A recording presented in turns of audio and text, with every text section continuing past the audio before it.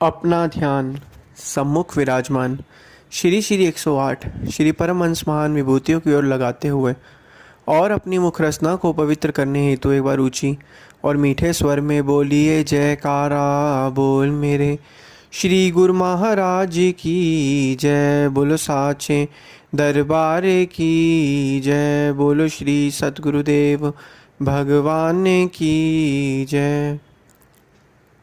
गुरुमुखों, हमारे श्री श्री 108 श्री सतगुरुदेव दाता दयाल जी महाराज श्री पंचम पातशाही महाराज जी की याद को आज हम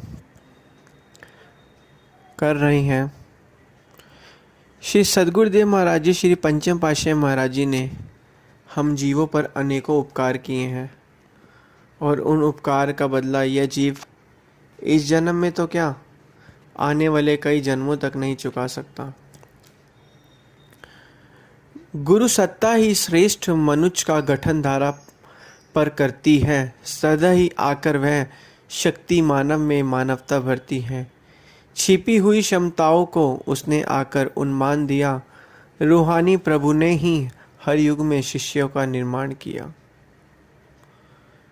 श्री सतगुरुदेव महाराज जी श्री पंचम पातशाही महाराज जी ने हम जीवों पर जो उपकार किए हैं उन उपकारों का बदला ये जीव इस जन्म में तो क्या आने वाले कई जन्मों तक नहीं चुका सकता। श्री गुरु महाराज जी ने अपने पूरे जीवन काल में सिर्फ हमें यही संदेश दिया, भक्ति करो सेवा करो, भक्ति करो सेवा करो। और श्री अनंतपुर दरबार का डंका चौखंटी तक बजाया, सेवा के इतने भंडार खोले कि मनुष्य जो है श्री दरबार में आकर सेवा का भरपूर लाभ उठाए और भक्ति के नियम बनाए। श्री आरती पूजा सेवा सत्संग सुमरन दर्शन ध्यान श्रद्धा सहित सेवन जो करे निश्चित हो कल्याण। इतने अपने सालों का अनुभव देख के सोच विचार करके श्री गुरु महाराज जी ने देखा कि इस कलयुग में मनुष्य के पास इतना समय नहीं है कि वह तप साधना योग कर पाए। पुराने समय में तो मनुष्य की आयु लंबी होती थी तो वह तप साधना और योग वगैरह भी करते थे, लेकिन अब जो है मनुष्य की आयु इतनी लंबी नहीं है, तो वह बनाए जिससे जो है मनुष्य भक्ति के नियम बनाए। मनुष्य जो है संसार में रहकर भी भक्ति कर सकता है, नाम की कमाई करके आत्मा का कल्याण कर सकता है। श्री परमहंस दयाल जी महाराज जी श्री पंचम पातशाही महाराज जी ने हमेशा अपने वचनों में यही फरमाते थे कि किस लिए दुनिया में आया, समझा नहीं इस राज को, लग गया रोजी की फिक्र में, भूल गया असली बात को। फिक्र रोजी की छोड़ जिक्र कर भगवान का, फिक्र तेरी आप करेगा जिसने जामा दिया इंसान का। कि यह मनुष्य तू इस दुनिया में क्यों आया है, तेरा आने का असली मकसद क्या है। इस दुनिया में आने का जो असली मकसद है वो तेरा क्या है। असली मकसद है परमपिता परमात्मा की बंदगी करना, उनकी सेवा करना, उनकी आगे और मौज में चलना। और यह जो मनुष्य जन्म मिला है आत्मा के कल्याण के लिए इसे पूर्ण करना। लेकिन मनुष्य क्या कर रहा है, गफलत की नींद में सो रहा है, संसारी पदार्थ मायावी पदार्थों को सच मानता जा रहा है, जो असल में झूठ है, मिथ्या है, माया है, उसे सच मानता जा रहा है। और जितना जितना उस माया के दलदल में घुसता जा रहा है उतना उतना जो है वो अपनी मन की शांति को भंग करता जा रहा है। कहने का तात्पर्य यही है कि मनुष्य समझ ही नहीं पा रहा इस चीज़ को।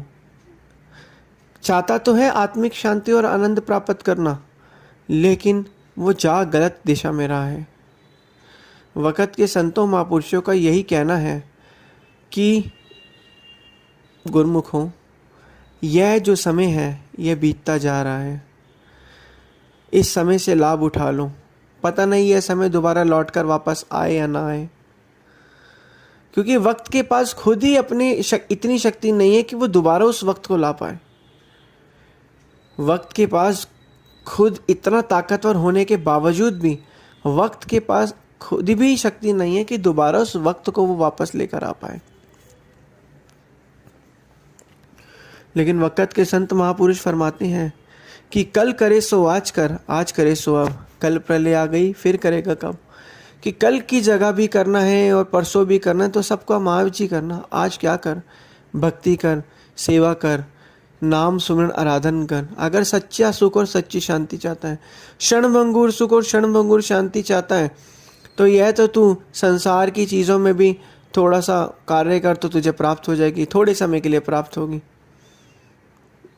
थोड़े समय के प्राप्त होगी, फिर वैसे का वैसा मन हो जाएगा। लेकिन जो सच्चा आनंद, सच्ची खुशी और कभी ना खत्म होने वाला शाश्वत सुख प्राप्त करना है, वो संतों महापुरुषों की चरण शरण ग्रहण करके ही मिलता है।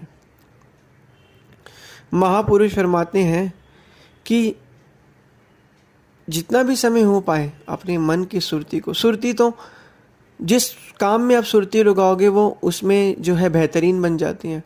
तो क्यों ना हमेशा सुरती को भजन अभ्यास में लगाया जाए, भक्ति में लगाया जाए, जिससे जो है वो बेहतरीन बन जाए। मन शांत रहे, मन आनंद रहे। मन क्या है? महापुरुष फरमाते हैं मन विचारों का समूह है और मनुष्य विचारों से चलता है, और जब विचार गलत होंगे तो मनुष्य भी गलत दिशा में जाएगा। तो विचार सही कैसे होंगे?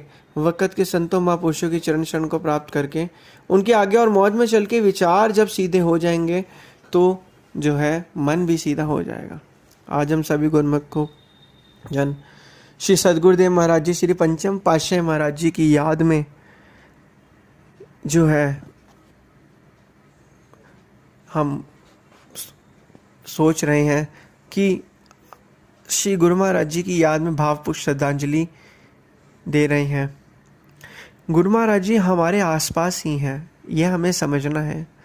हमें अपने मन को में यह चीज़ बिठा देनी है कि श्री गुरु महाराज जी जो हमारे आसपास ही हैं, हमेशा हमारे पहले भी अंग संग थे, अब भी अंग संग हैं और आगे भी अंग संग ही होंगे। लेकिन यह चीज़ हमें अपने मन को समझानी है। मन कैसे समझेगा? मन भक्ति परमार्थ के कार्य जितना हम करते रहेंगे, उनकी आज्ञा और मौज में चलते रहेंगे, उतना उतना जो है मन समझता रहेगा। लेकिन कहने का तात्पर्य क्या है? मन को समझाना ही तो बहुत मुश्किल काम है। अब मन को कैसे समझाया जाए? मन को रोज नाम की चोट पड़नी चाहिए। जितना जितना मन को नाम की चोट पड़ेगी, उतना उतना मन जो है वो समझता रहेगा। जब मन को एक बारी भजन अभ्यास करने की आदत पड़ जाएगी तो हमेशा सुख और शांति और आनंद में जीवन व्यतीत करेगा। तो इसलिए गुरुमुखों, हमें करना क्या है? हमारे हृदय के प्यारे श्री सद्गुरुदेव महाराज जी, पंचम पातशाही महाराज जी ने हम जीवों पर जो अनेकों उपकार किए हैं, उन उपकारों का बदला हम कभी चुका ही नहीं सकते। बेअंतहा उपकार किए हैं हमारे प्रभु जी ने हम पर, बेअंतहा, जिनका कोई अंत ही नहीं है। तो इसलिए हमें क्या करना है? हमें श्री सद्गुरुदेव महाराज जी की आज्ञा और मौज में चलना है। जितना जितना हम उनकी आज्ञा और मौज में चलेंगे, उतना उतना भक्ति का जो है रस को प्राप्त कर पाएंगे और मन की शांति को प्राप्त कर पाएंगे। बोलो जयकारा बोल मेरे श्री गुरु महाराज जी की जय। बोलो श्री सद्गुरुदेव भगवान की जय।